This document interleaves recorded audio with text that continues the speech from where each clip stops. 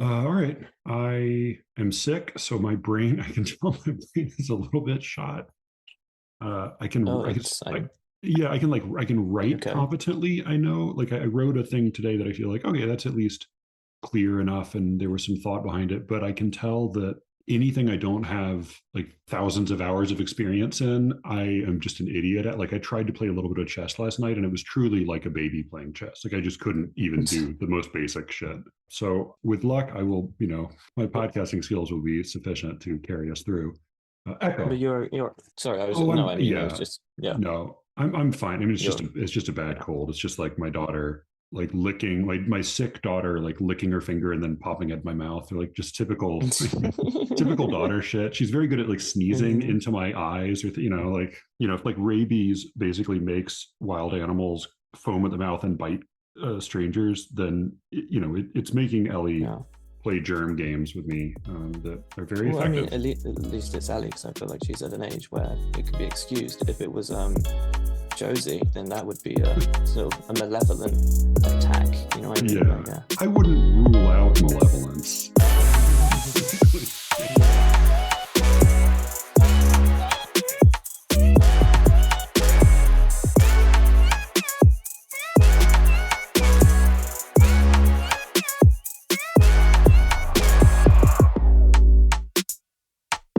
I'm Matthew Buckley Smith, and you're listening to SLEERICKETS, a podcast about poetry and other intractable problems. So, I am the poetry editor of Literary Matters, the online publication of the ALSCW. I worked at LM for a few years now, and recently, when Ryan Wilson stepped down as the editor in chief, I took over as poetry editor from Armand Davudian, who stepped away, and Cameron stuck around as associate poetry editor. So I have not talked about this much on the podcast yet, in part because I've wanted to preserve LM as its own entity, apart from SLEERICKETS. We have our ethos here and our way of doing things, and LM is its own beast. It's a little bit different than SLEERICKETS. It's not quite the same style. Quite,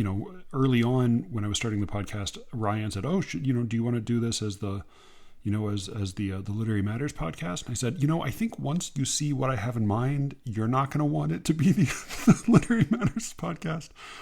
And his silence was very diplomatic when the podcast did finally come out. So I have tried to maintain a little bit of a barrier between the two, permeable, obviously. I particularly want to make sure that when people who are affiliated with SLEERICKETS submit their work, they're not, there's not an expectation that they're submitting something to the show. This is a different enterprise altogether. But there have been some things I've wanted to say about the magazine for a while, and I sat down with Cameron and we just spoke very frankly about editing poetry for Literary Matters. You will hear everything we have to say. Just a quick note for anybody who does end up listening to this and then sending poems to Literary Matters. We'll talk about that. But the email address of the Literary Matters submissions account is literarymatterssubmissions@gmail.com. The addendum, though, is that if you look at the submissions guidelines, we'll talk about one of the submissions guidelines in particular, but among the other submissions guidelines, it asks you to submit each poem individually in its own Word doc. That's for publishing purposes, to make that life easier for the guy who does our formatting. What I'm telling you here is that in order for me to share the documents with Cameron, because of the way his machine works, it actually makes my life a whole lot easier if you submit all of your poems in one document. Because if you submit them in a bunch of separate documents, what I have to do is I have to download all of those documents, copy all the text out of them, and then create a new single document that I can then share with Cameron. So help me out a little bit and just submit them all as one document together. And then, if you get in, we'll cross that bridge when we get there. That's the only real technical addendum. Another thing I will So I have not ever thought of this podcast as being sort of ethically. I had like a whole conversation about academic poetry job ethics with a friend recently, and it's just got me thinking a lot. And I've never thought about this podcast as being morally pure in any way, nor have I ever thought of it as being necessarily, perfectly or entirely honest. But I have tried to be pretty honest, at least about some of the things that people tend not to be honest about. So given that you're my patient and understanding SLEERICKETS listeners who also write in to tell me when I've got things completely fucking backwards, for which I'm grateful, please do feel free to write in anytime, SLEERICKETS@gmail.com, to tell me what thing I've gotten wrong most recently. I'll just put this to you. I'm still thinking about this, but I'll leave the terms anonymous for the moment. I got a piece of advice from another editor. It is a very familiar phenomenon that people who are prominent editors often find it easier to get their work published. I had another editor make a suggestion to me, and it hadn't occurred to me what the logic was on this, right? Because what I'd always thought in the past, and what I think is still pretty true a lot of the time, maybe almost all of the time, is that when editors accept work from other editors or from editors who publish, magazines or series that they would like to be part of, what they are doing is they're investing in their own future publication, right? They're hoping that editor will remember and return the favor later on. So what this editor suggested to me was that in at least one case, in the case of one editor of an extremely prominent and central poetry venue, let's say, that draws from lots of existing publications, the piece of advice I got was solicit and publish just that guy's work. And do it not because it will help you, but because it will keep your magazine in his mind as one to look at when making selections for his publication. That is to say that publishing his work would be a favor to all of the other poets we publish, because it would make it slightly more likely that their work would be up for consideration. Is this duplicitous? I mean, I don't know if it's duplicitous. Is this like a fundamentally ulterior motive for publishing poetry? Yes, absolutely. Is it unsavory? Totally. Am I going to do it? I don't know. I'm thinking about it. Because I'm not a great believer. There's a line from Interview with the Vampire. You know what that is? It's a line from Interview with the Vampire, where I think it's Lestat says, "Save your aesthete's taste for purer things." And he's talking about murdering and people and drinking their blood. But, I think it maybe applies to publishing poetry as well. Save your aesthete's taste for purer things. I don't know. But I just thought I would mention that, we're going to talk very, very frankly about what it's like editing poetry for this magazine. And I thought I would just add a little morsel of honest consideration. Just an angle I hadn't thought about yet, Just a new ulterior motive I hadn't thought of yet, I guess is what that was. All right, so here's my conversation with Cameron. I will also say the second half of our conversation is completely unrelated. That's on The Secret Show. It began as a sort of an attempt to go through some particularly juicy listener correspondence, and it is some of that. So a little bit of it is about language and politics. A little bit of it is about prosody, and then a big portion, probably half of it or more, a good 40 minutes, I think, is a completely unexpected follow-up to our X-Files episode. This is the Chaos Reigns episode. This was not what I expected at all. And I think those of you who want to believe, and those of you who don't believe it all. I think both the Mulders and the Scullys in the audience will find a lot to sink their teeth into in this very strange follow-up. So that will be up at sleerickets.substack.com. You can go put your email address in and it will give you a week's access for free. I have some thoughts about the Substack, the whole Substack situation that I'll get into maybe another time, but give it a try. I think it's worth it. If you don't have the money to pay for it, if you really honestly don't have the money to pay for it, send me a note, let me know. Because I would rather people listen than not listen. And conversely, if you are really rich or rich, there's a higher tier. You could there's a more fancy tier you can pay a little more for. Well, not a little, I think it's a good deal more. But you will get an honorific title if you do that. And I don't know, if you think there's special things that the fancy rich tier people should get, send me a note too. Let me know. I don't know. I'm open.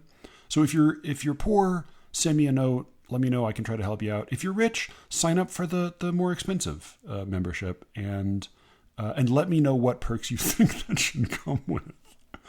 All right, sleerickets.substack.com. Here is my conversation about editing poetry at Literary Matters with Cameron Clark.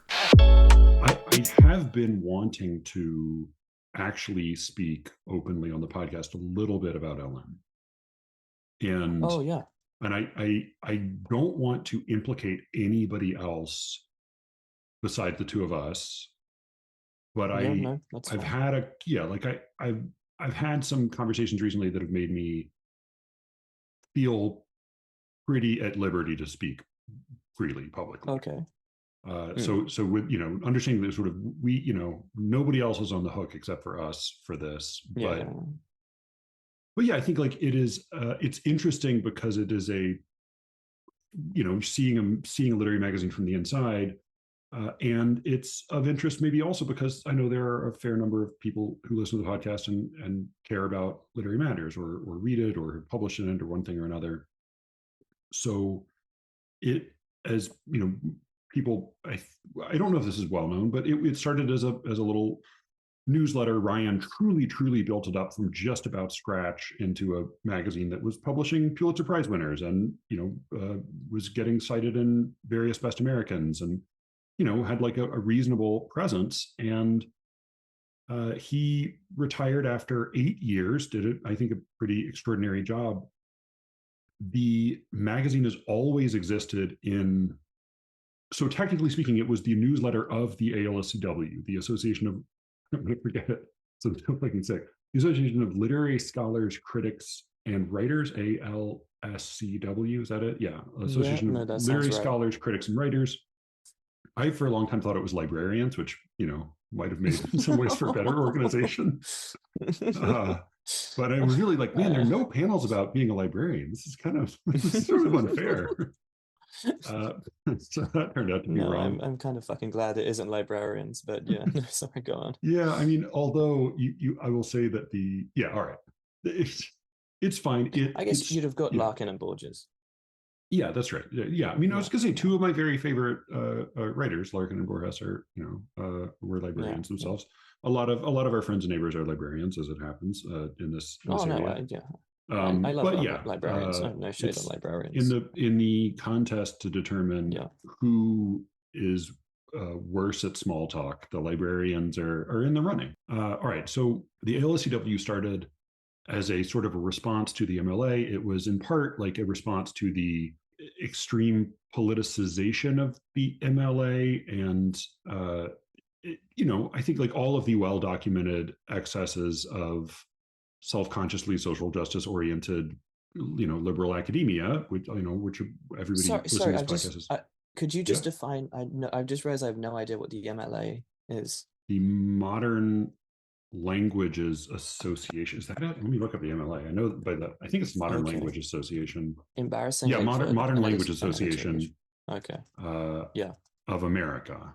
And the MLA also hosts a big conference every year, and it's where if you are in some of the English and some of the humanities, you go there to present papers. You go there largely to try to interview for jobs, and they host panels and things. It is the creative writing version of it is the AWP, which is yes, I've heard of that. Yeah, which is also the Association of Writers and Writing Programs, which is also pretty boring as conferences go, and is also very much. I was going through some of the panels, and they're just sort of silly. Like there are a lot of, they're very focused on identity in a way that it feels like it's leaving the actual content behind. The joke that A. Stallings had, this was some years ago about the ALSCW, was that the ALSCW was the MLA for people who like to read books. And that was to some extent how it started, was to say, hey, what if we did a literary conference, but we just actually talked about literature? Now, what ended up happening is that it also ended up being it drew in a lot of people who were, interested in literature, but also political conservatives. And it started to kind of skew more and more that way. And at this point, it does feel like it is very dry and boring and very focused on scholarship in a way that is, fine. That's, I guess, what it's supposed to do. It is not especially focused on identity, although there's still a fair amount of that. But it is increasingly. This is the ALSCW. So I think the ALSCW, it started as a kind of as an alternative to the MLA. I think it has largely calcified. Like it is the board is, good Lord, the median age has got to be like 75, 80.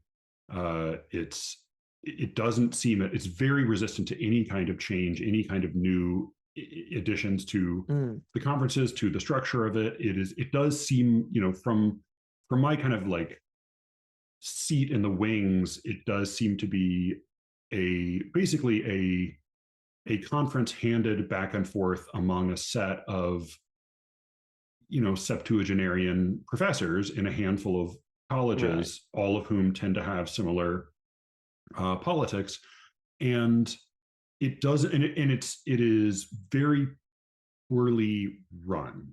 And Ryan, in addition to reviving the magazine, creating the magazine. Literary Imagination was the flagship magazine, but it fell into very bad decline as Literary Matters began to establish itself, and it has been taken over by a new editor, and there's sort of a new agenda there. But Ryan built up Literary Matters from scratch. He was also building up the ALSCW from the brink of collapse, building up the membership numbers, bringing in new people, finding good readers to come to the conferences, trying to make connections. He did an enormous amount, not just for Literary Matters, but for the ALSCW as a whole. And that's part of what burned him out, because to be honest, he was never given credit for everything he did there. And he was treated like the hired help, which I guess he was, but he was also, honestly, like a more productive scholar and writer than 90% of the senior members of the ALSCW. While also like swabbing their decks effectively. It would be like if Harriet Monroe treated Ezra Pound as sort of the hired help for, poetry magazine in the day. And also if Ezra Pound was like keeping her books, and like selling subscriptions to poetry. So Ryan burned out of that. He got a great position at the University of St. Thomas at Houston. It's a Catholic university with it's the only Catholic MFA program in existence, I think. And he's, which is great. I mean, it's terrific. His life seems to be wonderful there. I'm very, very happy for him to have this all sorted out. But it means that he left Literary Matters, if not entirely the ALSCW, and the magazine was taken over by Matt Steinhoffel, as was being the position of office manager. I'm not sure if he's also doing all of the financial stuff Ryan was. I'm not going to speak in any way for Matt. I'm not going to represent him at all. Nothing I say here represents him. I have been very impressed with him. He is not at all a new Ryan. He is very much his own person. He's extremely well organized, very practical, very level-headed, very, very little ego or any sense that he seems to have no interest in promoting his own importance, and is a very competent editor. So I've been very happy with him, and he has very kindly given you and me mostly free reign with the poetry. Chris Childers is doing the translations editing, and the four of us, will pass emails around in circles a little bit.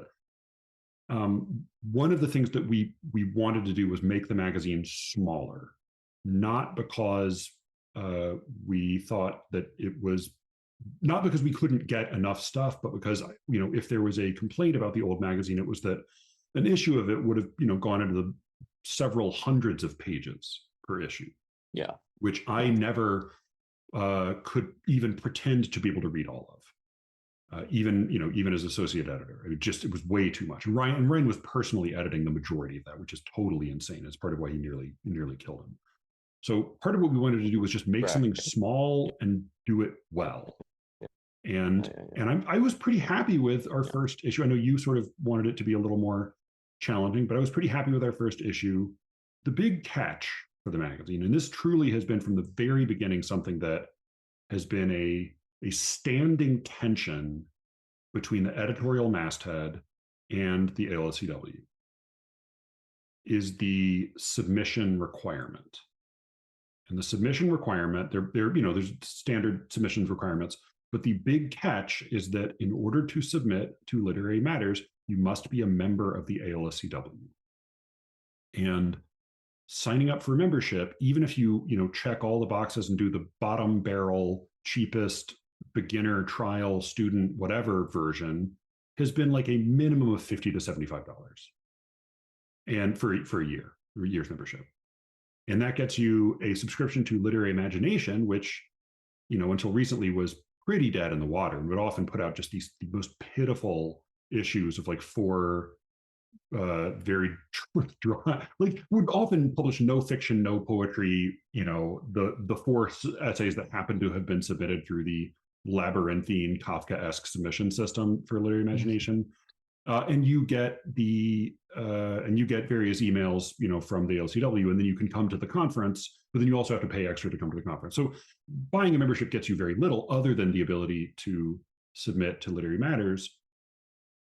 The ALSCW has really stood its ground in refusing to remove this requirement. Now, the workaround has been, we, the editors, and again, I really only want to speak for myself. And for me. And for you, yeah. But we have taken the initiative of soliciting people to submit.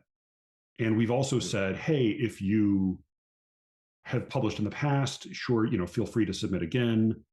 And what I will say publicly here, and again, without putting anybody else on the hook, is that the people who check the submissions website, not the submissions website, the submissions email, Literary Matters submissions @gmail.com. That's 2 S's in a row, Literary Matters submissions @gmail.com.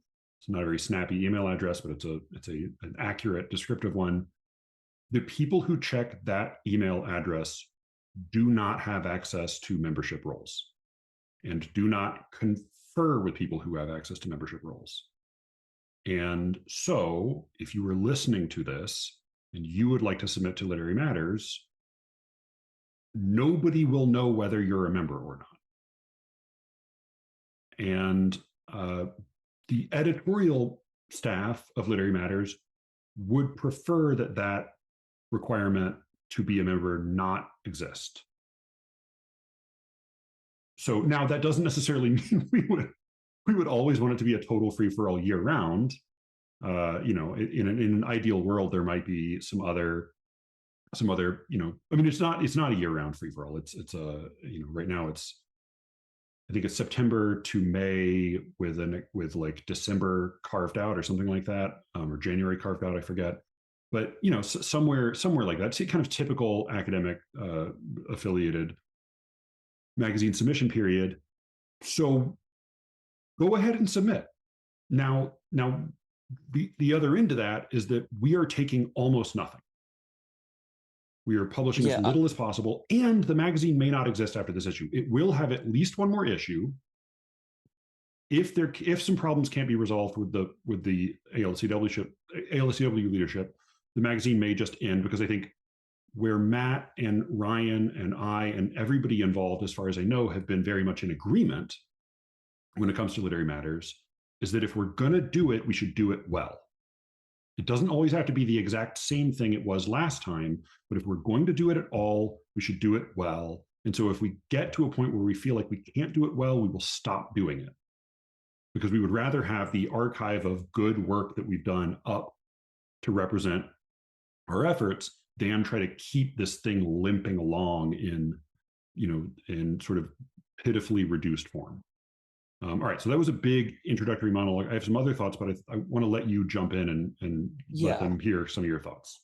One of the things I really liked about Ryan's, and we are very different editors, or at least I am, and you have your differences as well as your continuities. But we are quite different, or at least we are in some ways different from Ryan's editorship. But one of the things I really liked about Ryan's editorship, and it was wholly impressive in many ways, as you've outlined. But one of the things I did find mostly impressive about it was his Catholic taste when it came to style. And I think this is one of the reasons that sort of. And you're using the small C Catholic. Yes, small C Catholic taste. Because there are a lot of big C Catholics affiliated with the OCW. Like yeah. Yes. Run out of the camp. Yeah. Well, yes. So Ryan's small C Catholic editing style was, I think, one of the reasons that made Literary Matters, and I'm going to be a bit controversial here, so successful as a magazine. I mean, if you look at other sort of new formalist inspired or adjacent magazines now, I am thinking of something like Verse Review. Like these. You're saying new verse review? Yeah, new verse review. Yeah. So sorry, is my audio is fine? No, I didn't. I dropped. I didn't hear the new. Oh, okay. Sorry. Yes, no, new verse review. And I know a lot of your listeners and guests are a big fan of new verse review. We're working on it too. Yeah. Of course. But like, I think one of the things that separates Literary Matters from something like New Verse Review is that New Verse Review and many of the other new formalist poetry journals have they're extremely dedicated and extremely charitable clientele and an extremely good group of particular poets that they publish. I'm not criticizing their quality, but I think one of the things that like separates Literary Matters as a more both famous and I think just higher profile journal is that Ryan really allowed it to publish a lot of varying styles. And I think that's one of the reasons why we could publish Pulitzer Prize winning poets. And that's one of the reasons why we managed to ascend, why the magazine managed to ascend so high in the poetry world in terms of who it got to publish, is because we are so into the Imperium. No magazine has ascended higher. Well, yeah, we are truly on the Parnassian heights. No, I mean, yeah, I don't want to. We're obviously not. We're not incredibly high, but we're certainly higher than a lot of most all other new formalist journals. I think, with maybe the exception of a couple that I'm sure someone can think of and bring to me that I haven't, thought of right now. But like, yeah, and I think that's one of the things we're really interested in, or at least I'm very interested in right now, is that like, well, A, please do submit to us. We welcome all submissions, but B, I'm quite interested in expanding further our aesthetic reach. We have been the home to a lot of new formalists and a lot of extremely good new formalists. But I think it's time, if we can continue, that we are the home to a group of poets beyond new formalism. In my opinion, I really want Literary Matters to break down any sense of there being a particular school we're allied to. And obviously, like, that's within a certain parameter, because many magazines that say they're not allied to a school really allow, what this really comes down to is the fact that they won't publish formalist poetry, right? To some extent, simply publishing poetry in meter and rhyme, to some people, to some sort of hypocrites in the literary establishment, instantly allies us with a particular school. And in that sense, we're not trying to leave that behind, but we're also trying to expand what we do have. So I don't know, I guess simple addition would be, A, don't just, because you're a new formalist poet, don't expect us to publish you.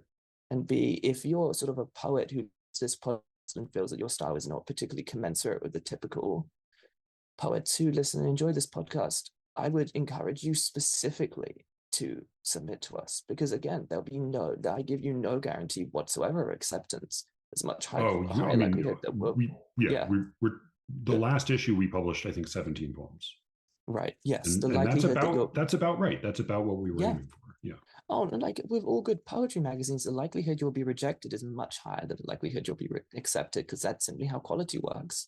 yeah, But we are interested in new weird shit. So yeah. yes, that's my intellectual take. We're interested in new weird shit. Yes, we are also rejecting a ton of new weird shit. Oh, We're yes. rejecting very very celebrated, very venerated, very respected by me new formalists at of kinds that, like, I send out rejection notes that make me a little queasy because of whom I'm rejecting. We also, Yeah. and this is something that is, it may not make as much sense unless you have worked in a magazine, or I mean specifically a poetry magazine in recent years. But like, we get a lot of, not a lot. We don't get a ton, we don't get as many submissions as we would like, because most people don't, because even if there's not a strict paywall, there's an effective paywall, and so people either submit because they're not really reading the submission guidelines, or they're being cheeky, or who knows what. But we also receive and reject a good deal of poetry that is very identity focused, and even identity focused in ways that are sort of interesting, or from groups that we do definitely want to make. The other thing that often happens with new formalist adjacent magazines is that they tend to become a white man jamboree, and we've worked pretty hard not to be that. But that said, we are rejecting we reject all the colors of the rainbow, and there's plenty of poetry that, on the one hand, I can definitely see like a very cynical version of myself saying, like, boy, Jesus, demographically, boy, would it be nice to have this in there. But we're trying to be pretty scrupulous about only publishing things that are actually good. I know that doesn't seem to be a very radical statement, but again, I would urge you to go exist inside of a poetry journal and see see how the choices get made. So we're rejecting friends, we're rejecting acquaintances. We're really trying to be as scrupulous as possible about not publishing even pretty good stuff. Because we reject something does not mean it's not publishable. It just means we're not going to publish it in Literary Matters, in this very, very small venue that may not exist indefinitely, but which we are going to try to make as good as we can while it's here. Yeah. Yeah. Well, especially if it's not going to exist indefinitely. I mean, yeah, there's even more pressure on us to make the final issues. Right. This might be the last issue. So we want it to be really strong. And I would much rather have it be small and excellent. It's like I totally agree. I don't think my mother-in-law would ever listen to this show, but there was a recollection my wife had from her high school years, when she wanted to sort of, she was like an aspiring, she's a small town girl, very smart, kind of, subscribed to the New Yorker from when she was a teenager, wanted to be kind of chic and of the world. And she asked for, I think it was like a navy peacoat for Christmas. And my mother said, well, I saw there was one navy peacoat that was what you described. But then I went to the discount store, and I actually found there were I could get you 3 coats for the price of that navy peacoat. And she got her like 3 hideous coats that she never wore a day in her life. And sort of my thought is, like, let's make the one peacoat issue, that, like, do it right, and then call it, and that's fine. Yeah. And then, as I fucking hope, and then we can do it again. I mean, I truly, it's not. Yeah. But every single one we're treating as the last one, effectively. Yes, exactly. That was my agreement for the one we just put out, 17.2, was I said, I will be poetry editor for this issue, and we'll see after that. Yeah. And so it's the Dread Pirate Roberts syndrome, I'll most likely kill you in the morning, or most likely kill myself in the morning. So aesthetically, we have nothing to lose, and that's why we can afford not to care how famous you are. Also professionally, yeah. Yeah. Yeah. Yeah. Aesthetic. Wait a minute. Like aesthetically might be the one arena in which we have something to lose, right? Because we Oh, have well, some yeah, pride yeah, in our yeah. sense of, yeah, Yes, well, beauty there. as Yeah. in aesthetically, we have nothing to lose by being utterly true to ourselves and our beliefs instead of trying to sort of, I don't know, satisfy the donors or to satisfy any group. Oh yeah, Aesthetically, I we guess. have nobody's paying us, and we Mm, don't have loyalties to anybody except the people. I mean, there are a number of other people I really like who work on the magazine, and I'm not like we're not actually pirates, but we are trying to do this in a small way as well as we can, because every magazine pays sort of lip service to some of the same ideals. What can we say in an honest way that will actually maybe be helpful to listeners about our tastes, do you think?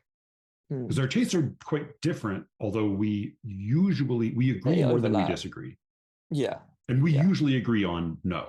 yeah. That's the status quo. But That's the I default. think I think one of us can always demonstrate to the other some amount of quality that both of us can agree is existent within something one of us likes, even if both of us don't love a particular thing. I think one of us can always demonstrate to the other that some merit thing that the other person can at least apprehend, if not, as strongly appreciate. I want to accept poems that are not my cup of tea, that I wouldn't write and I wouldn't try to write. I mean, I definitely accept a lot of poems that I envy, that I wish I had written. They're Mm, poems that are sort of at least in the rough ballpark of what I do, and yeah, I love that. That's great. But I also do yeah. want to accept poems that are really something from left field. I would say probably the what are the things what are the hardest sells for, or what are the things that most put you off or me off? Because I think they're slightly different, but it's worth maybe specifying Hmm. what most Um, puts you off in a what submission. most puts me off, I think, prosaicness, um, a lack of, okay, without naming names, I think I read a lot of submissions, especially from new formalists who seem to have felt that their poems can be reliant on two things: A, their name recognition within extremely small camp, and B, their formal skill at meter and rhyme, which can Yeah. somehow stand in for a lack of fresh vision, fresh concept, and even fresh language. Being able to put things into pentameter and slapping a few rhymes on the end means nothing if your sense of language has been dulled to that of sort of the diaristic, or the, I don't know, just the sort of useful reportage. And I think we receive so many poems that are just reportage. Is it reportage? Have I been saying, am I saying it I've heard it both ways, and yeah, okay, I don't think okay. it matters. Yeah, we receive so many poems that are just reportage in meter and rhyme, and that pisses me off, particularly because I feel like there's such a complacency there, a sense that, as long as you can churn out something that's been machined into rhyming and meter, that's fine. And guess what? With the invention of AI, which I've yet to see really conquer meter, but I'm sure eventually will, that really can't stand anymore, because AI can do this as well as you fucking can. There really needs to be, I don't know, a power in the language and expressiveness. And I have spoken greatly about my aesthetics, which, are shifting and changing because I'm, in some sense quite young and immature. But I'm not just asking for poems to follow my aesthetics. I'm asking for something very simple and very vague, which is there has to be some kind of expressiveness in the language. That can be many things, but there has to be something there. I think I'm more open to sort of surrealism and strangeness, and even strangeness for strangeness' sake than you. I don't love it, Yeah, but yeah, I think I'm happy to publish it a bit more because it's something so unlike the stuff we normally publish. But at least for me, that's the thing that I detest most. Maybe not in poetry per se, but in its quantity of submissions we receive. This kind of lax prosaicness that is made up simply by meter and rhyme. We do not want your metered and rhymed exercises. We want things that are actually important and that show that importance in their linguistic power. Yeah, I agree. And I am surprised by how often my response on reading something is sort of expressed internally in Cameronic terms. Like this, like this is kind of, this has no curve to it. This has no juice to it. It's just sort of lying there flat on the Yeah. page. You're just saying things that happened to you or that you imagine happening to you. I think that, on balance, probably I was talking with you, and was it you and Elijah? I was talking about this about Paradise Lost and like the sort of whether or not Oh yeah, finally it's yeah. like the kind of the ultimate the Red Scare girls talk about the binary in terms of whether you'd have sex with someone or not, the one or zero. And like if there's a binary in approval for big famous poems, I'm a soft zero for Paradise Lost, meaning like there's a lot there that I admire, but like on balance, being 10 books long, like no way, you don't nearly carry your weight. And I think what tips it for me is that I care enough about character, narrative, psychology, emotion, that the slackness of the epic construction and the insistence on didacticism sort of spoil it for me. But for Yeah. you, it's not even that you and I would disagree in our evaluation of the different elements of the poem. It's just No, that no. the part that's actually really good, that I think I agree is very good, the line by line construction of so much of it, Mm. wonderful turns of phrase, this extreme, muscular compression, these descriptions of hell, especially, that are, chilling. That stuff, the line by line structure. I mean, the not structure, the like the cloth versus the cut. Yeah. If it's a suit, you love the cloth, I hate the cut. And I don't disagree with you about the cloth, but for you, that's enough. And for me, I want a better cut. The converse is that there are definitely poems in which the cut is excellent, but the cloth is mediocre. And I tend to be more susceptible to those than you do. Yeah. Okay. Well, yeah. And without derailing it, yeah, your comments on Paradise Lost are basically true. Although I think there's something about the vision that also fascinates me, and I do find his characterization of Satan and Eve fascinating in a way that you don't. But apart from that, I totally agree with you about Paradise Lost's flaws. I think it's a poem that's utterly flawed, but also one that like has me by the throat. So, Yeah. but that's another story. Okay, so maybe let's talk about what you find least Yeah. What appealing in what most poems. puts me off. All right, I'm just gonna try to be like very blunt and honest and petty. Prose poems are a real Please, I hard mean, sell that's for just me. me, so please do it. Right. Prose poems, very hard sell for me. I read them. If you send it in, I will read it. But especially when they are giant blocks of prose, unbroken, boy, it makes I mean, it brings out like, I'm not dyslexic, but like it is just to extent physically difficult for me to read that at some point. So it's just a tough sell. It's a tough sell. Not that it can't happen. We published prose poems before, but it's a tough sell for me. I'm not. It is. I find it hard to get into them. I find it hard to find that, to get access to them.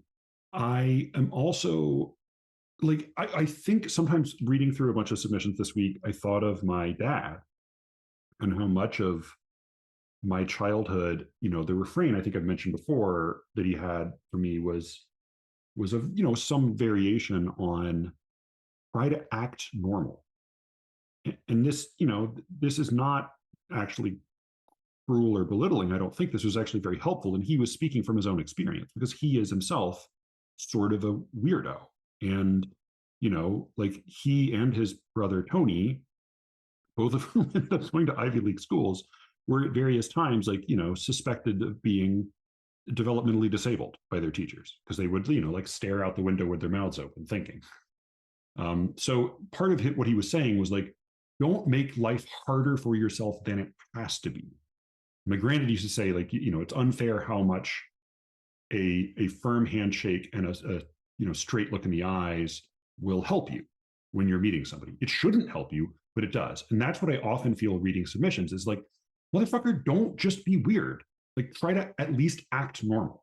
Try to make this as easy for me to access as possible. Don't like paste the total text of everything you have without formatting into the body of the email. Now, conversely, for Cameron, bad formatting doesn't particularly bother him because of the mechanism through which he's reading. But for me, if you at least help me help you, like don't just rely on your own genius to reveal itself.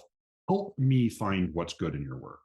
Just in presenting it, don't write a long, crazy, introductory email. I skip the introductory emails, but like if they're really long, I notice that they're really long. Don't do weird shit. Just follow the submission guidelines, send a short, nice note, and send in, like, don't fucking overwhelm me. Because very seldom have I opened an email from scratch and said, oh God, I wish there were a lot more of this. Sometimes I do. Like, don't like, sometimes if you send it, well, no, like if you send in one poem, particularly if you are a poet who's doing good work and I like some of what you've got, then I kind of do want you to send in more because I want more options. Yeah. But Yeah, like if you're Maury Creech and you send in one yeah, yeah, poem, yeah. Maury Creech, send in we'll be 10, very send in sad. 20. Yeah. No, please. I got a very, I got a submission from an excellent poet I have reviewed in the past. I've admired a great deal for a long time. He sent one poem and we ended up rejecting it, but like, send more, man. Like, you're really good, but send more. So don't send one poem, but also don't send fucking walls and walls and walls of prose poems and dramatic monologues. I also, like, if you're sending chunks of a long sequence and it has to be presented as a sequence, that can be a tough sell. That said, we did publish a section from a sequence in the most recent issue. But like, the more you're requiring me the more bearings I have to get before I can appreciate your poem, the harder a sell it's going to be. Beyond that, I am toughest on poetry that comes close to what I do, but isn't very good.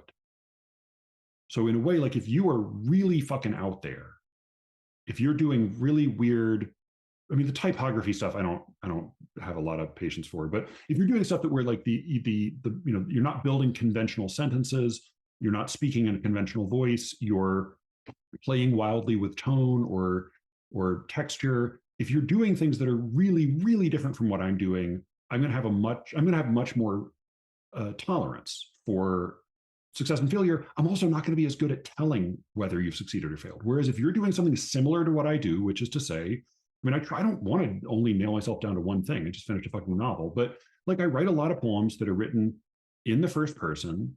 They are in meter and rhyme. They are speaking about something that is not wildly outside the experience of everyday life, and they are intended to stir an emotion in the reader. If you're doing something in that ballpark, I'm going to want you to do it really well because I do it. And if I see you sending in a version of that that's not very well done, I will think like, motherfucker, I've got 20 of those in my file that I like dumped last. Like, why? I don't send that shit out. Like, I have poems that are all pretty good, publishable, okay. I don't send them out. And if it's exactly what I do, I'm gonna know that you could have done it better. So that I tend to be pretty harsh about. Only send in your best elegantly metered and rhymed, beautiful poems about existential discontent. Yeah, true. I will also say that when it comes to, and I've had conversations with other poets about the old new formalists. An observation I have made, and this is certainly not true of all of them, because like one I read this week was exquisitely shaped, like extremely fine control of meter and rhyme. Definitely. However, I have found that on balance, the older new formalists often are kind of sloppy with their meter and rhyme. And I think it's because at the time they were doing it, nobody was doing any meter and rhyme. And so a little bit really stood out. And when I see like very, very lazy, sort of like smudged, snarled near rhymes, like not crisp, deliberate near rhymes, but laugh with claps or something like this, which is like, oh, I guess we have kind of a short A and it kind of, yeah, okay. Yeah. I very little patience for that. In like bad meter, it just fucking, come on, why bother? Why bother? Just write free verse. Just write free verse. I'm sorry, go ahead. As someone with a kind of love for half rhyme, I will stand as a slight buffer to that particular discontent. But I do agree with you totally in spirit. There is there is good half rhyme and there is lateness. And Yeah. yes, I And totally agree with you about laziness. we publish half rhyme. We publish, slant rhyme. They're different versions of it. But like what I can tell you is that if you write something that is very sort of open faced in its denotation and a conventional first person lyric in meter and rhyme, and you have very, very loose and sloppy meter and rhyme, it's gonna be hard for you to get much of an advocate on either side. Like Yeah. that may be one we both agree to reject. Yeah. You kind of fucked Uh, yourself there. yeah. Well, So this is my problem. This is my problem with new formalism, and I won't. I'm sorry to beat a dead horse, but I'll say this once and move on. But yeah. I feel like new formalists make this sort of double bind, where they both want me to judge their poems for being, in their opinion, technically versatilely more well controlled than free verse, and yet it seems that if I were to judge them against sort of the entire, tradition of English of great good English poetry and meter and rhyme as it was for like 2000 years, most of it falls entirely short on a technical level, on a linguistic level. So I find this kind of amusing, but new formalists both want to sort of see themselves as the technical masters, and yet their technicality is nothing compared to sort of what, I don't know, even poets I don't particularly love like Donne or Herbert could do. It's I don't know, and maybe that's unfair to compare them to that greatness, but even, I don't know, Trion or Vaughan, it's disappointing mostly. Yeah.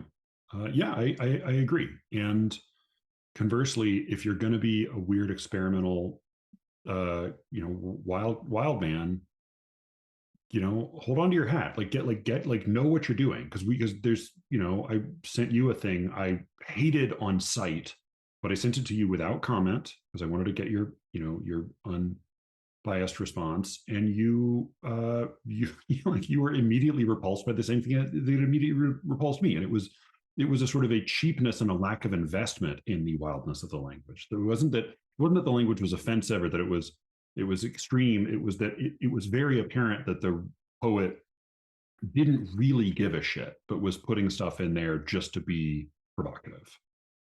And so that's not going to work either. I mean, fucking AI can do that as well. So Oh yeah, God, yeah, for we sure. have no interest in that. That's No interest. that's Grok AI. That's like Yeah. that's Elon Musk's AI does that. Yeah, exactly. I thought maybe before we move on from this, we could just read one or two poems from the recent issue where this is where we were choosing the poems. Oh yes, yes. And just maybe talk a little bit like, yeah. I was going to say, why don't you? I have them in front of me, and we can read two or three that are maybe sort of like poems that were a little bit surprising that we didn't expect to like, or that were kind of slightly against our own grain or whatever. For sure. Do you want me to read? I have the table of contents in front of me. There's Am I Divine, Belinda Rule, Tin Fogdall, Elijah Blumoff, Nicholas Pierce, Amit Majmadar, Shane McCrae, Amy Bagan, Jana Lee, Maury Creech, and Maggie Greaves. And some of those are multiple poems. Obviously, I would love to go for Maury or Shane. Sure, yeah. We've talked about them a fair amount on the show. Let's talk about somebody else. We know. Yeah, no, I was going to say, we know how much I love them. But going for a poem which wasn't particularly I don't know. It's not exactly different from my kind of style. And it's actually one of those poems that I am extremely jealous I didn't write myself. But it's, I guess, different from the things you'd normally expect me to like from what I've said on this podcast. Mm-hmm. And that is, I believe, M.I. Divine's poem. Yeah. Chubby Checker. What's it called? Yeah. Yes, I think that's it. Yeah, Chubby Checker. Do you have it, or do you want me to? I have it in front of me. You can go, because I won't have it for another few minutes. All right. So this is Chubby Checker by M.I. Divine. It has an epigraph, which is, what happens if we're not rigorous? That's Paul Verlaine, Ars Poetica. Ora labora, twist and shout, or the flame dies out. God's not a truth we can know anything about. God's a truth we can't know everything about. Ora labora, twist and shout, or the flame dies out. Dervish of the Hasid, the wild and the devout. Oh, the flame dies out. Merton, a monk you may have heard about. God is at home, says Eckhart. We are about. I am a cup of wind, a kettle, a spout. here is my handle, pour me out. Ora labora, twist and shout, or the flame, the flame, the flame dies out. God of God, to let us figure it out, to let us live in all we seek and doubt. Ora labora, twist and shout, or fuck around and find out. Yeah, it's for me, I haven't read a poem since early Eliot that so convincingly combines sort of the nursery rhyme, the sort of junk of the contemporary, and yet sort of, I don't know, almost sort of the piercingness of, I don't know, sort of the canonical, if not even sort of the religious together in one thing. And that seems so sort of, to be cliched about it, almost beyond time. Like it's not that it's not that it's trying to be in any sense really contemporary, even though it has contemporary jargon, and yet it seems both perfectly of this moment. And now I do sound obnoxiously like some boring poetry establishment critic, but I do think it's almost perfectly of its moment, and yet so apocalyptically universal that I don't know. I really love this poem. It's a wonderful incantation, and it's wonderfully savage, and I'm just so glad we published it.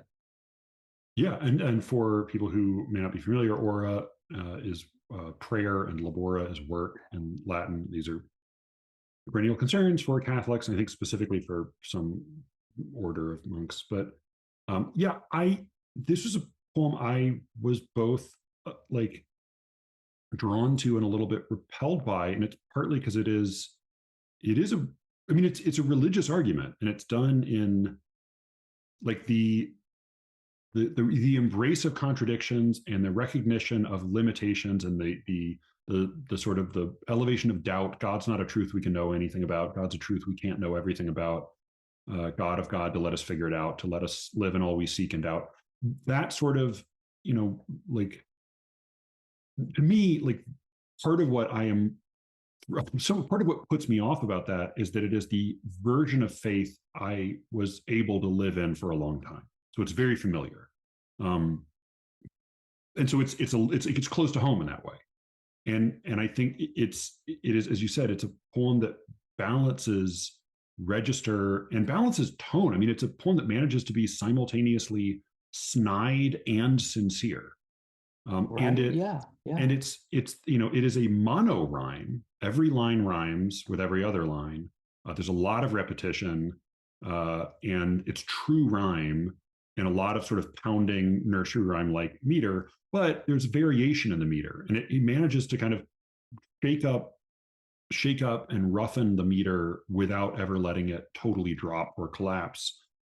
I don't know totally what to make of this poem, but it feels like it could not have been written in different words. It's fun to say. It's taut. It doesn't make me wince or wink, or it sort of makes me do everything all at once. It doesn't ever feel like it's betraying its own good faith. So yeah, in not being, this is not my cup of tea really, but I think it's extremely impressive, and I'm glad we published it. Yeah, well, just to add two final points. I don't know why it's called Chubby Checker. I don't know. But it's kind of a cool title. Again, like, I don't know. Well, it's like Stevens. I don't know. That's sort of the same. It's a perfectly appropriate title, and yet also a title I couldn't completely explain. But like, I am sure in my enjoyment of verse a puzzle seeker, like most other new formalists. But unlike a lot of new formalists, I don't think I'm impressed by technique for technique's sake, or at least not even technique's emotional sake. What I find here is that the technique and the religious vision is so woven together that they're almost inseparable, and that's something I love about this poem. But let's move on to maybe one of your favorites. I was going to try to find one that is a little bit not what I would normally go for. I did love the Belinda Rule one. She's an Australian poet. But that's also slightly closer to my. Yeah, well, we could do that because I really like that one as well, and that's not particularly of my ilk, maybe. Okay. Yeah, we can look at that. Maybe I was gonna say maybe then we can do one of the Tin Fog Doll ones, because those are very much not my style, but I did like them. Oh, I know, I'm in total agreement. I love those as well. All right, this is by Belinda Rule. This is called Regarding Your Workplace Matter. Excuse me. And this is a poet whose existence I learned of only through Alice. this is, I mean, this is the other part. And, we do a lot of solicitation because we don't want to rely just on people who either know they can submit or they are members or whatever.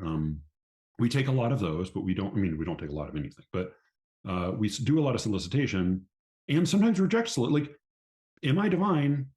That was a poem from his second solicited set. I solicited a first set. We rejected all of them.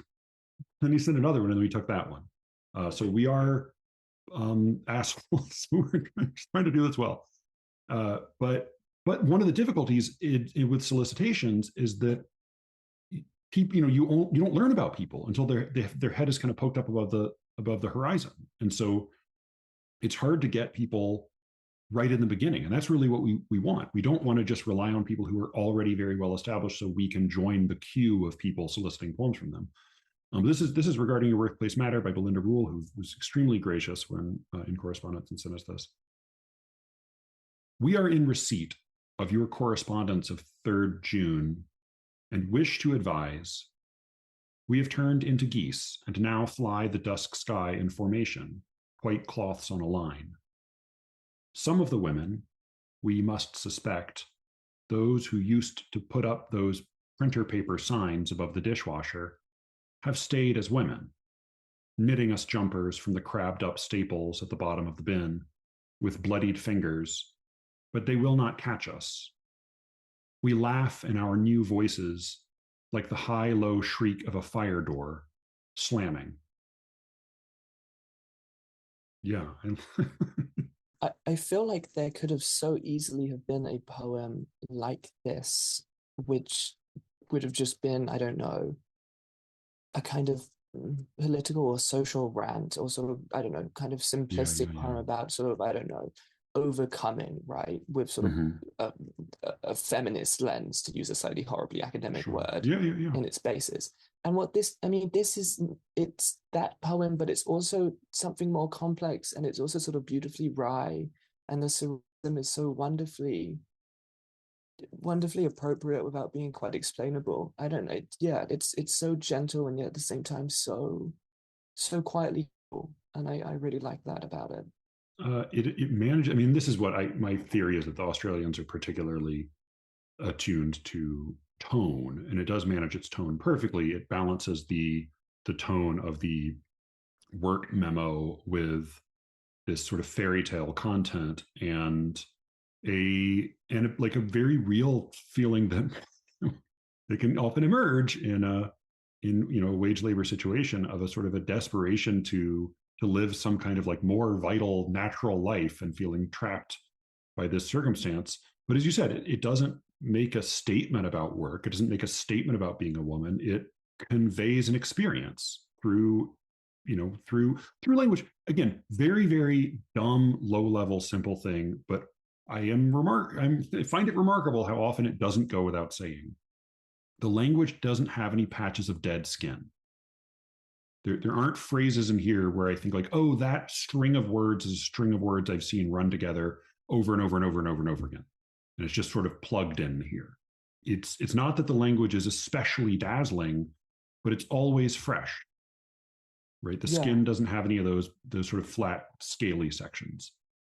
No, and this is, I think, what I sort of, I don't know, bristle against slightly when people say, when I don't know, you and Elijah talk about how this poem isn't a vortex, but it's still a good poem. To me, the language, although it's not, I don't know, of the same flash and brilliance of someone like Milton, this poem still, to me, contains a kind of linguistic vortex in its language. It's a quieter vortex, but it's still there. And that's I don't know, I think that testifies to at least the flexibility, if not simply the non-existence of the kind of vortexes of language that I am after in poetry. And something, given that this has a, the My Divine poem was a little bit more of a disembodied chant. This one does at least play in the realm of being a speech by a person in a circumstance, even if it's done, in memo form. But a thing to keep in mind, and this is extremely hard to do, is that this is not just some wild zaniness, right? Magic realism is not just like when weird stuff happens next to normal stuff. What's very impressive here is that from one moment to the next, I don't know what to expect, and I am often surprised by what follows. However, once I have arrived at what follows, it makes sense, right? Yeah, it's it is appropriate. surprising and inevitable. It feels like my understanding deepens as I go. It doesn't Right. get more muddled or confused. That's what Yeats said, right? The surprising yet appropriate word. Like you can make your poetry as weird as possible, but we're not interested in poetry that's simply weird or simply surprises. It has to be appropriate as well as surprising. It has to do Yeah. both those things at the same time. And something else that I maybe did not appreciate before I did any editorial work is that there's a very different to choose a poem for publication is very different than choosing a poem for presenting. Right. If I'm going to present a poem, if I'm going to give a talk on a poem to students, if I'm going to give a talk on a poem on the about a poem on the podcast, I'm going to feel an obligation to get enough of a decent understanding of all of the components in it that I feel like I can at least present them respectably. I can at least gesture to sort of what's happening there and give an account of the poem. That's not at all the case here. I'm not giving talks on any of these poems. This is much more about identifying something that is interesting. I mean, it's much more like it's sort of the difference between providing an anatomy lesson, which is extremely valuable, right, and like scouting talent for a modeling agency, Yeah. right? Like this is like I don't know what's going on, but like look at her fucking bone structure, man. Like seriously, like that is part of what it is. No, I like that. But yeah, no, I agree. Yeah. Yeah. No, we're pointing and praising. All right, let's look at Tin Fog Doll, and then we'll get to the correspondence because we don't want to go on forever. So she Yeah, had a yeah, yeah. couple. I was thinking about human math. Yes, I was gonna say that. That's Yeah. my favorite as Okay. well. Tin Fog Doll is a poet. This is human math. If you need me, I'll be here, a poet said, still writing about the end of the world. I forget where I read her voice. We were trains passing on the internet. Now the inflamed gulf burns my pupil's pinhole camera coral neon blue. On the horizon, a wooden ship. Count the sails. Count buoy, bells, summer clouds, migraine hatching under the hairline. Count. Tiny fractures along your belief system. We live in a reckless formula. I can't see what makes it true. Look past no flinching to where the constant disappears. Galactic eons divided by butterflies, minus stone tombs to the power of grass. I can't solve for mortality. Yeah, this is sort of at the edge of what I'm normally able to grapple with as a reader. I liked it when I read it, but mostly, well, let me put it this way. I wouldn't say I liked it when I read it. I recognized that this was a real game she was playing when I read it, and I sent it to Yeah. you, and I thought if you would be able to make a more conscientious decision about it. But yeah, what do you respond to here?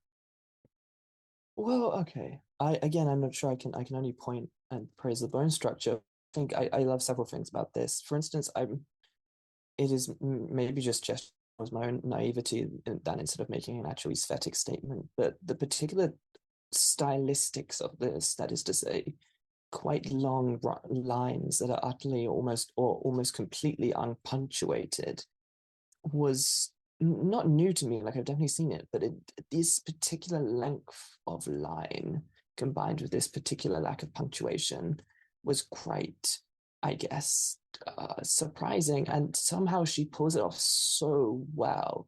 I think it's like this poem. I think is one of the poems that I send to people to justify my belief that free verse poems do have rhythms. If those rhythms are much less mathematically cognizable than metrical poems, because yeah, sure, you can't put this rhythm into a literal definition in terms of syllables and stresses, but I think if you listen to it, you can hear the rhythmic music, the way it expands, and the way also the rhythm somehow both holds the grammatical logic of each statement within the line, without the need for punctuation. And in fact, without the need, with the lack of punctuation, fulfilling, if not even intensifying that rhythm. I think that's wonderful.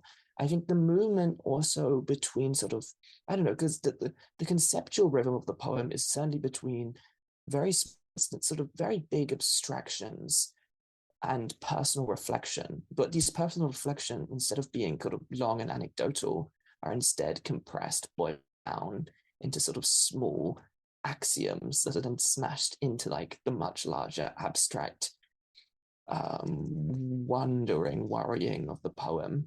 And for I don't know quite how, but she manages to pull that off really well, I think. But I think there's a lot of free verse like this that does this whole thing very badly. This kind of, I don't know, I'd call it like fake deepness, like a mass of sort of deep sounding phrases normally smashed into non sort of anecdotal non sequiturs. But here, everything does cohere, not on the level of logic per se, but I think there's an emotional coherence that is sort of wonderful to behold. And I'd never heard of her actually until I received these submissions. And I did something which I do extremely rarely with poets, which is I then went up and looked her up and read all her other poems I could find on the internet. And I'm really happy that I encountered her, because I do admire her and what she's doing quite a lot. A line that I think is not a bad example, because it is a poem, the title of the poem is Human Math, and it does return over and over to different ways in which the analog human system of the human experience is comes into tension with attempts to provide some sort of digital enumeration or evaluation, whether we're counting populations or people are trying to count experiences or provide numbers as corollaries to things. A line that I think is maybe a good example of what the poem is and isn't doing is count buoy bells, summer clouds, migraine hatching under the hairline, count.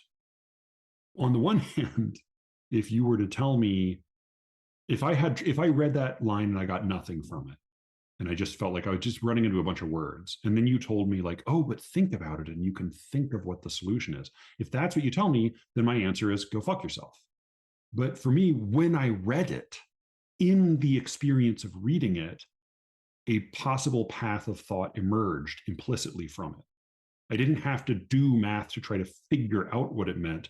It presented a meaning to me without my trying to solve it. And at least, again, it's not like I have a grand theory of it, but there is this, I do get the sense of this person trying to count things, trying to count out items and marking something in within her line of sight, buoy, bells, summer clouds, and at the same time experiencing something in her physical body, right? Which is what always happens when humans and math collide, is that we are not just our thoughts, we are also our bodies. And as she's trying to number all of these things, she begins to feel this migraine hatching under the hairline, at which point she has to remind herself to get back to the task at hand, count. It's a little bit like reading old telegraphs where you get the word stop inserted in the middle of sentences. It evoked an experience. It evoked a sense of what was happening before I had to solve for it. And like I've used this analogy before, but I think it's maybe pertinent here. In beginning acting classes, actors who don't have a lot of experience will, when asked to portray a character who is drunk, will try to seem drunk. And actors who have a little more experience, both with drinking and with acting, will do the exact opposite. They will try not to seem drunk, which is what drunk people actually do.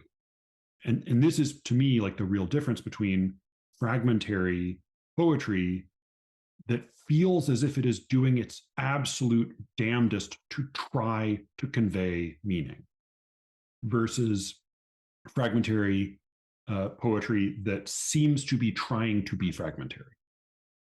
And here, right, every line seems to be straining as hard as it can to convey meaning sincerely. And this is as far as it can get. And it does a lot, but it then breaks off. It feels like it is pushing up against the limit of its own ability to convey meaning, versus poems that just feel like stuff as being like you're just being weird to be weird. And again, that may not be very much help. I mean, maybe what it makes me want to suggest is like, if you find yourself writing out poems like Andrew Zawacki did, fucking so disgusted by his answer, and you know, like he wrote out his poems and then he went back to make them harder to understand. Fuck you. Oh, no, that's the worst. Like if you find yourself writing poems that are fairly easy to gloss and then you're trying to make them weirder, I don't want to read those.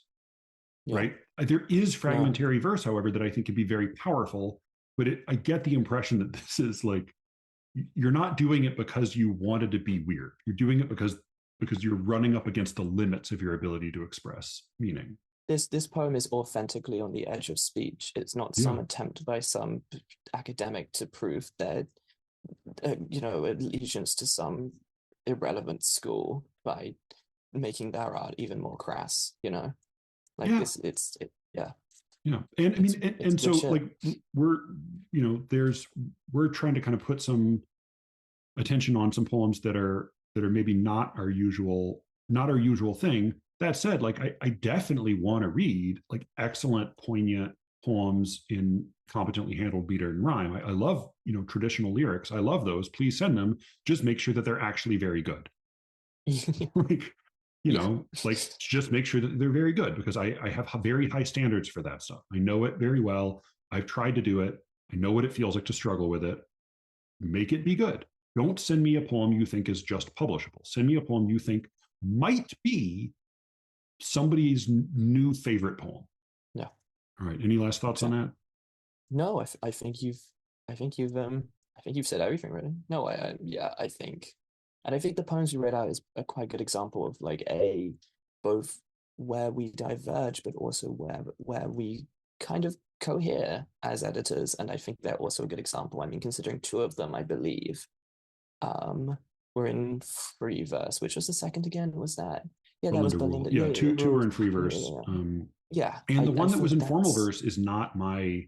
I remember the first time he sent us poems, it was under Ryan. I think it was before you were on board, Cameron. The first time I read a packet of poems by Am I Divine, the note I sent to Ryan was, I hate these. I think we should publish them. Like, this is so against the grain for me. Like, this is so much not what I'm into. And yet this guy really knows what he's doing. This is really good. That does sound like this the emails you sent to me. No. And Mike Divine turns out like he's actually like an extremely sweet, gentle, nice guy in real life. But he's quite divine. He's like a very soft-spoken, nice, gentle, like artsy guy. But good, very good, very good. He's a strong medicine as a poet. All right, literary matters submissions at gmail.com. We don't care if you are a member of the ALCW. The ALCW cares. We don't care. We do not. And they don't know. The people who know who's members and the people who read the submissions do not have conversations about those things. That said, we will reject almost everything that comes in. So I hope we don't get flooded with garbage now. But garbage, people who, bad poets don't listen to SLEERICKETS, right? Only good poets listen to SLEERICKETS. Yeah. That's true. That's a true fact. That's basically true.